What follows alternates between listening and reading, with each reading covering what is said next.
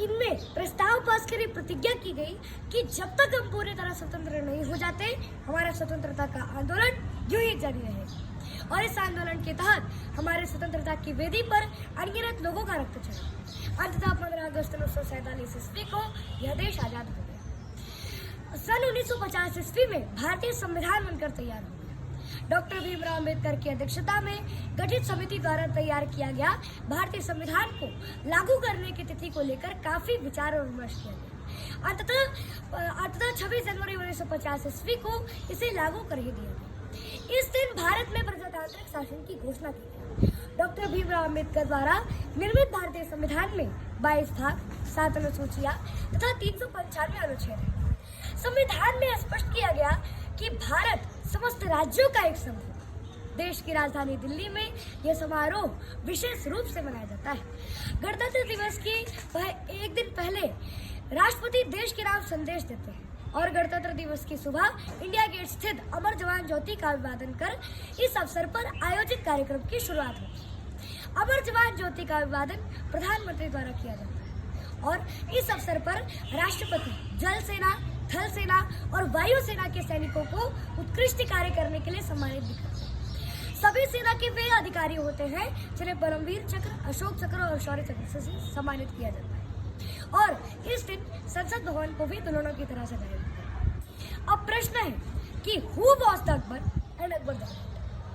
ना पुराण ना वेद पढ़ाए, जाने क्या बकवास पढ़ा दिया, शिक्षा में घोटाला करके अधकचरा इतिहास को पढ़ा दिया।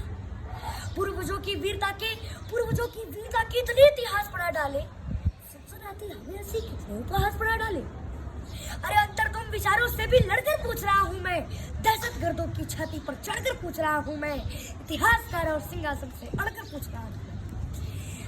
हमें बेहद अफसोस है कि हमारे स्कूलों और कॉलेजों में पूरे इतिहास को बदल कर पढ़ाया जा रहा है।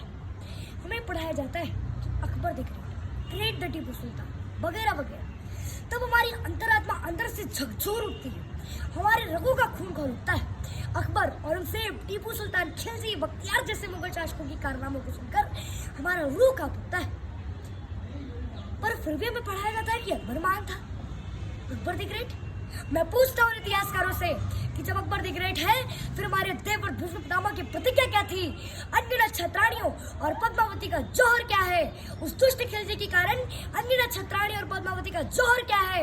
1857 ईस्वी में झांसी की रानी वीरांगना लक्ष्मीबाई की क्रांति क्या है कि चमक उठी 57 में जिसकी तलवार पुरानी थी, बुंदले हर बोलो की मुँह हमने सुनी कहानी थी, खूब लड़ी मर्दानी वो तो झांसी वाली रानी थी कि सुनी नहीं तुम उसकी कहानी, झांसी की मर्दानी रानी। चमक उठी सन 57 में, चमक उठी सन 57 में, जिसकी नंगी तलवार जगाया तुमको कितनी बार जगाया, तुमको कितनी बार थर्राया था जनरल बोकर, थर्राया था जनरल बोकर, सुन जिसकी ललकार जगाया तुमको कितनी बार जगाया, तुमको कितनी बार।